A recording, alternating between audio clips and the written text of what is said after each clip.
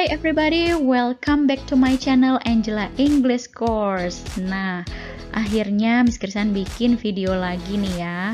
Untuk yang di video kali ini, materinya masih merupakan materi lanjutan dari video sebelumnya, yaitu subject pronouns ya. Yang di video kali ini adalah object pronouns. Kita akan bahas lebih lanjut supaya teman-teman nggak kebolak-balik antara subjek dan objeknya.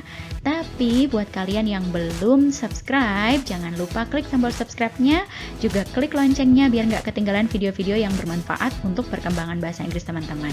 Oke guys, are you ready? Let's get started!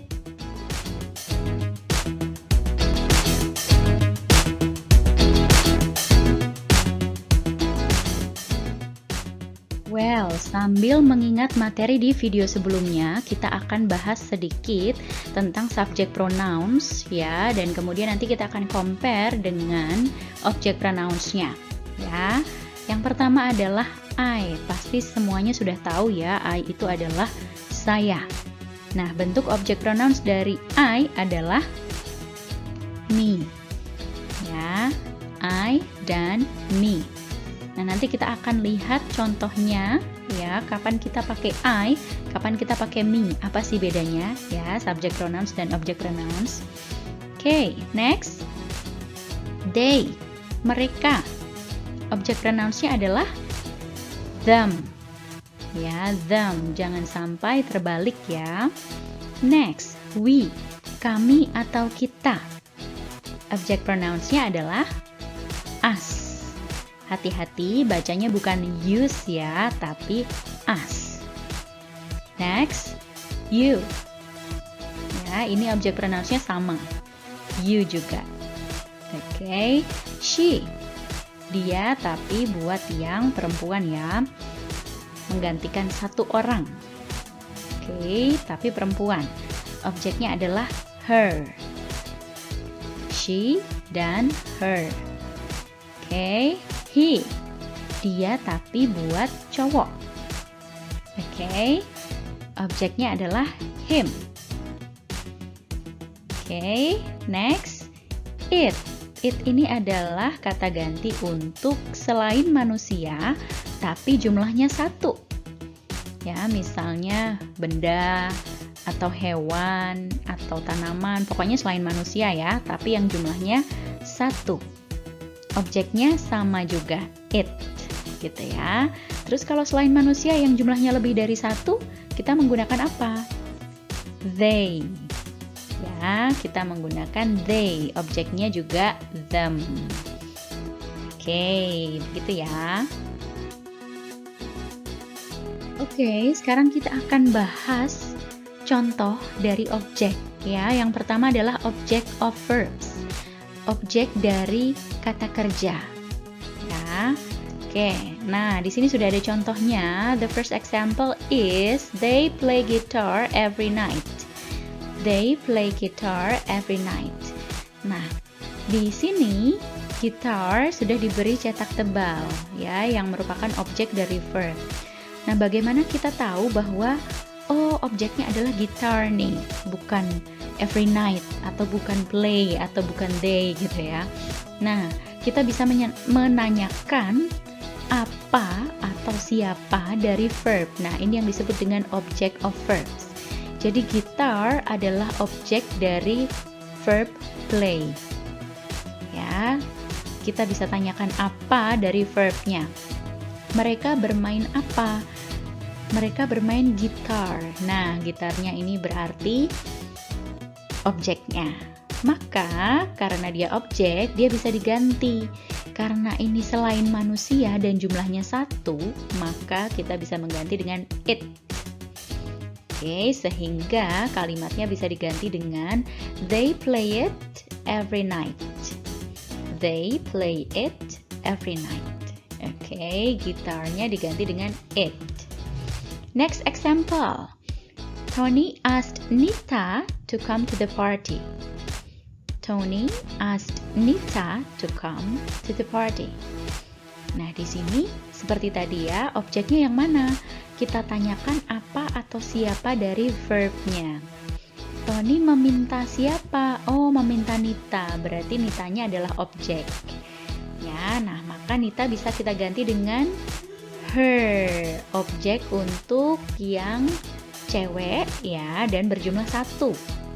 Jadi objeknya she, sehingga jadi her. Maka kalimatnya bisa menjadi Tony asked her to come to the party. Okay, next example. Vina invited her friends to her birthday party. Vina invited her friends to her birthday party. Nah, di sini adalah her friends ya, objeknya. Vina mengundang siapa? Mengundang teman-temannya. Nah, dan teman-temannya ini berjumlah lebih dari 1. Tandanya apa? Ada S-nya nih di sini nih. Maka kita bisa ganti dengan them. Objek dari they ya, yang lebih dari 1 kan they. Nah, objeknya adalah them. Sehingga kalimatnya menjadi Vina invited them to her birthday party. Oke, semoga bisa memahami ya. Oke, contoh yang kedua adalah object of prepositions. Kalau tadi yang pertama object of verb, objek dari kata kerja, sekarang adalah object of prepositions. Ya, prepositions adalah kata depan. Nah, seperti apakah object of prepositions? Contohnya sudah ada di sini. The first one is I went to the concert with my mother. Nah, di sini teman-teman bisa menanyakan dengan siapa. Ya, jadi prepositionnya adalah with. Jadi tidak langsung setelah verb ya, yang contoh sebelumnya object of verb tadi adalah objeknya langsung setelah verb. Kalau ini objeknya setelah preposition. With, dengan siapa? Oh, with my mother, berarti my mother-nya adalah objek, sehingga bisa diganti dengan her. So, I went to the concert with her. Okay, next, she gave the money to her children. Oke, untuk siapa atau kepada siapa? Nah, untuk anak-anaknya, her children. Lebih dari 1 ya. Ini adalah bentuk irregular form of noun. Kalau 1 child, kalau lebih dari 1 children, maka bisa diganti dengan them. She gave the money to them. Oke, that shirt is for my brother. Untuk siapa gitu ya. That shirt is for my brother. So the object of preposition is my brother. Maka bisa diganti dengan him. That shirt is for him.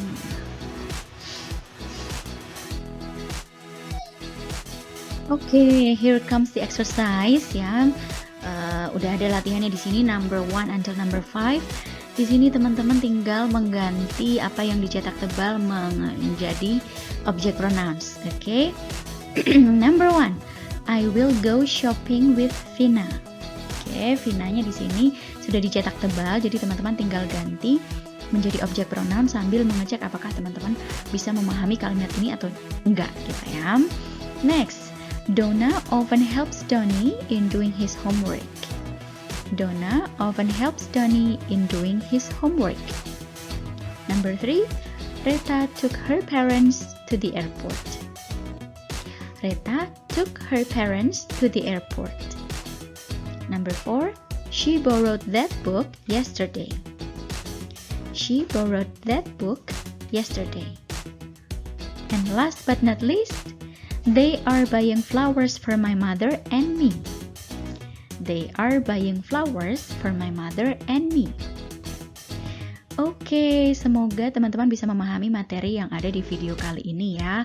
Dan jika teman-teman masih bingung, silahkan tulis di kolom komentar ya. Atau juga bisa chat di Instagramnya Angela English Course. Oke, jangan lupa klik tombol subscribe-nya and like video ini kalau memang video ini berguna untuk perkembangan bahasa Inggris teman-teman. Oke. See you and thank you.